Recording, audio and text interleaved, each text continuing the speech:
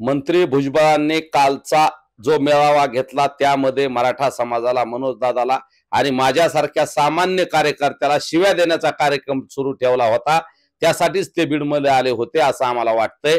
मला माझ्या वर्णावरून किंवा चेहऱ्यावरून अतिशय अश्लाघ्य पद्धतीनं वर्ण व्यवस्थेला लाजवेल असं वक्तव्य केलंय आणि ते जर मला तसं म्हणत असतील तर त्यांचं तोंड सुद्धा काहीतरी वेगळं दिसतंय। त्यांना मग आम्ही म्हणायचं का डॅश डॅशचं तोंड असं काहीतरी वेगळं म्हणून हे करण्यापेक्षा आणि त्यांनी त्यांचा इतिहास तपासायचं सांगितलंय तर मला सांगायचंय तुमचा इतिहास आम्हाला चांगल्या पद्धतीने माहिती आहे।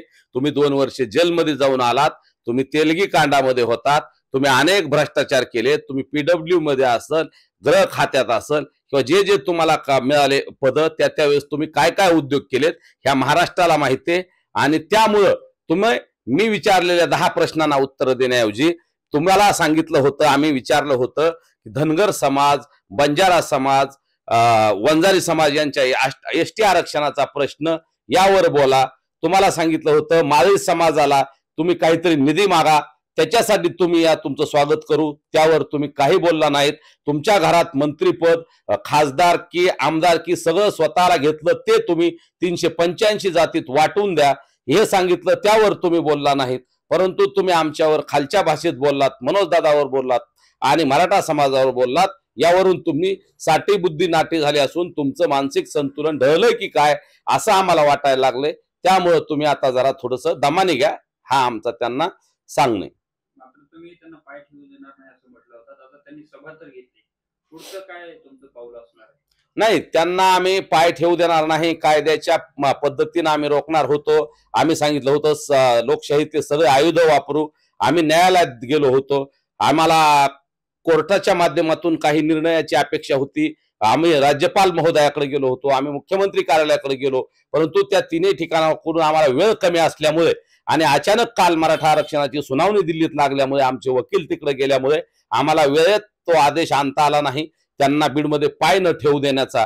आणि जर त्यांना येत असेल तर त्यांना बडतर्फ करून किंवा राजीनामा देऊनच यावं लागलं असतं, अशा पद्धतीचं आमचं नियोजन होतं। परंतु आम्ही थोडं कमी पडलो, पण भविष्यात आम्ही कोर्टात आणि रस्त्यावर दोन्ही पद्धतीने लोकशाही मार्गाने लढू, शांततेच्या मार्गाने लढू, परंतु टोकाचा आणि प्रखर विरोध त्यांना असेल एवढं मात्र निश्चित आहे। लक्ष्मण हाके देखील म्हणाले की तुमच्या बापाचा सातबारा आहे, तुमची जहागिरी आहे का बीडमध्ये? हो, माझ्या बापाचा सातबारा याच बीड जिल्ह्यातला आहे, या बीड जिल्ह्यातल्या सगळ्या नागरिकांचा सातबारा याच बीड जिल्ह्यातला आहे।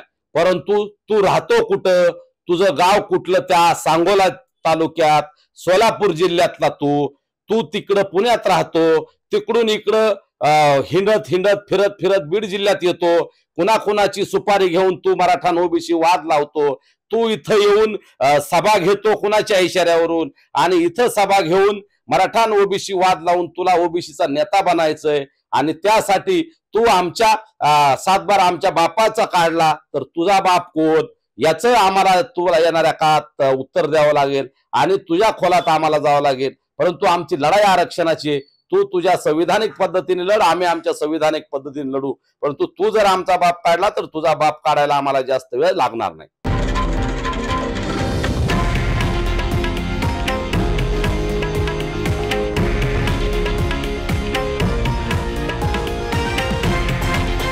हे आहे देशातील नंबर 1 न्यूज नेटवर्क आणि आपण पाहत आहात TV9 मराठी, एकमेव।